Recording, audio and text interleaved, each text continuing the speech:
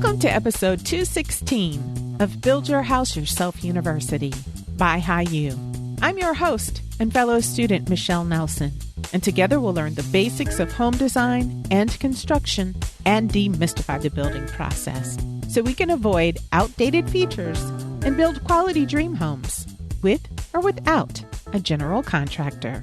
A couple of weeks ago, I took a road trip to the Vesta Parade of Homes in Memphis, Tennessee. As usual, there were several new construction homes in the same neighborhood that were open for tours. Several changes happened this year because of COVID.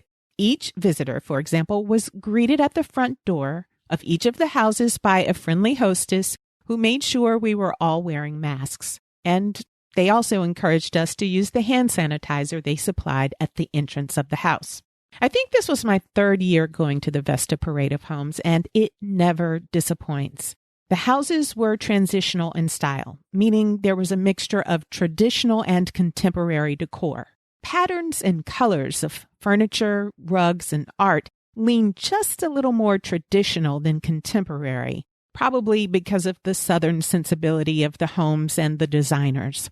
But materials and fixtures had mostly clean lines and sleek finishes and were similar to what I've seen throughout the country and on design websites and in magazines. Here's a list of design features seen in the Vesta Parade of Homes in Memphis, Tennessee. Number 1, multifunctional movie rooms. What I saw in this group of houses was what I've been noticing over the last several years. There's no dedicated movie theater room with theater-type seats. Instead of the old-school theater room, the movie or TV room has comfortable, loungy sofas and chairs.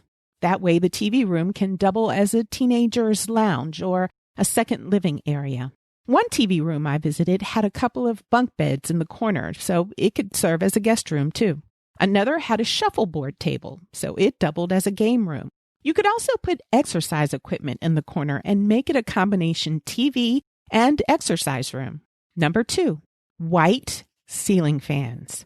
I told you a few years ago that I've been seeing more ceiling fans, especially in bedrooms, even in higher-end homes designed by professional designers.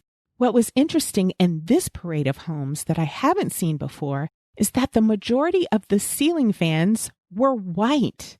And because they were white, they blended into the white ceiling and became less noticeable. I think it's a great idea if you want a ceiling fan as more of a functional element and not necessarily as a decorative element. Number 3, pared down outdoor kitchens. Outdoor living areas are still very much a part of new homes all over the country. All of the homes I visited had outdoor living areas and/or dining tables. But instead of the huge outdoor kitchens that we saw in the early 2000s, the outdoor kitchens were comprised of a grill and about 4 to 6 feet of countertop space. Sometimes there was a small under-counter fridge or some other small appliance or bar sink, but none of those outdoor kitchens were those big, elaborate outdoor kitchens with every appliance that you would find indoors. Instead, those oversized outdoor cooking areas were smaller, and that left more space to be allocated for outdoor furniture, so family and friends can spend time together outside. Number 4, marble, quartz, and porcelain slab countertops. Granite has just about disappeared from the houses I've been visiting. Occasionally, I'll see a quartzite countertop, but most kitchens and bathrooms today have either marble or maintenance-free quartz or porcelain slabs on the countertops. Number 5, bold tile. I really didn't see traditional white 3x6-inch subway tile in kitchens or baths. People are now using tile with more interesting shapes, sizes, and patterns. Tile colors are mostly neutral, with occasional muted blues, greens, and terracotta hues. But what really caught my eye was all the pattern I saw on the tile of walls and floors in kitchens, baths, mudrooms, and laundry rooms. Patterns were geometric, or Spanish or Moroccan inspired, or that kind of abstract floral pattern that you often see with cement tiles. And even if there were rectangular subway-like tiles, they were typically long and narrow, or somewhat dimensional with raised beveled edges. One of the most popular tile styles this year was that wavy, glossy, square ceramic tile with slightly irregular edges and a slight variation in color that makes them look handmade. If you don't know what I'm talking about, take a look at the show notes for an example. I've seen those irregular square tiles in bathrooms and kitchens in many parts of the U.S.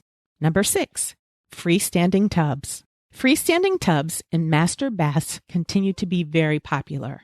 I saw them in this home show, and I don't think those freestanding tubs are going anywhere anytime soon. And that's if you use a bathtub. But interestingly, a recent survey conducted at house.com says that many homeowners are opting out of bathtubs and choosing a very large shower instead. You obviously should do what is best for your habits and the size of your bathroom. Number 7, oversized master closets and oversized laundry rooms.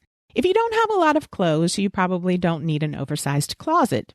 But they were definitely popular in the Vesta home show. And I've noticed that closets are getting larger and larger all over the country. Many of the master closets had window seats or other seating in them for lounging. I also have seen closets with desks in them so that they can double as an office space.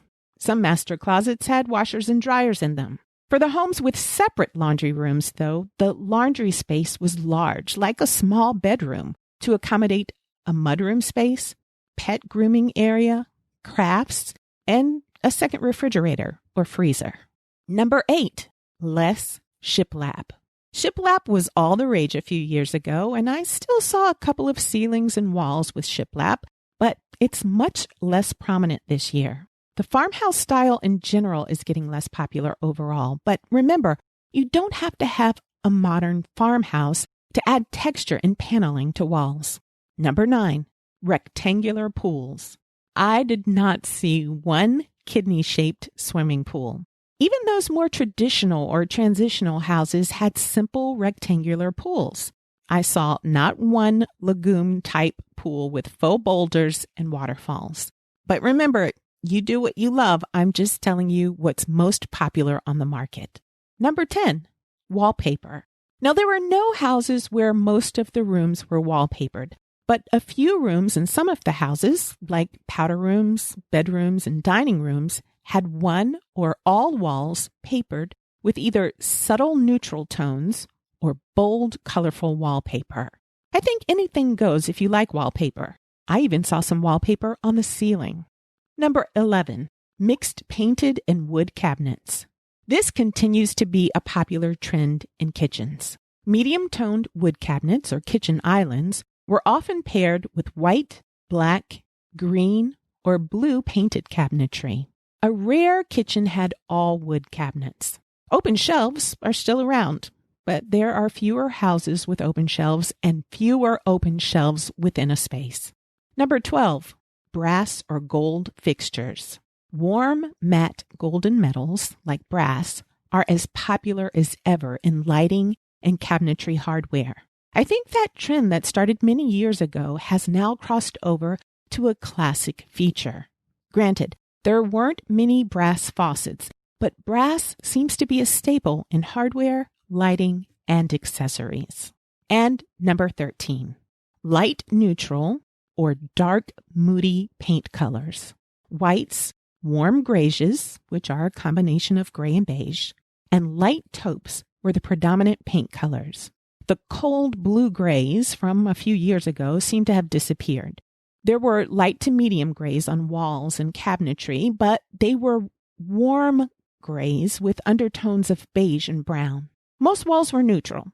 Even the few light blue or blush pink walls that I saw were so light and subtle that they read more like a neutral than an actual color. In contrast to those muted neutral paint colors were several houses with rooms that were painted in deep, dark, moody colors. Colors like black, chocolate brown, deep charcoal gray, deep forest green. Those dark colors were especially popular in formal dining rooms and formal living rooms, also in bedrooms, offices, and movie rooms. So, those were the most popular features that I saw in the Vesta parade of homes. I hope this helps you to narrow some of your choices down. You'll ultimately want to choose things for your house that you love, but it's always nice to know what's popular in new construction. That's all I have for you this week. I hope you'll join me again next time for the next episode of Build Your House Yourself University by BYHYU. Please remember that the purpose of this podcast is simply to educate and inform. It's not a substitute for professional advice. The information that you hear is based only on the opinions, research, and experiences of my guests and myself. That information might be incomplete, it's subject to change, and it may not apply to your project. In addition, building codes and requirements vary from region to region, so always consult a professional about specific recommendations for your home.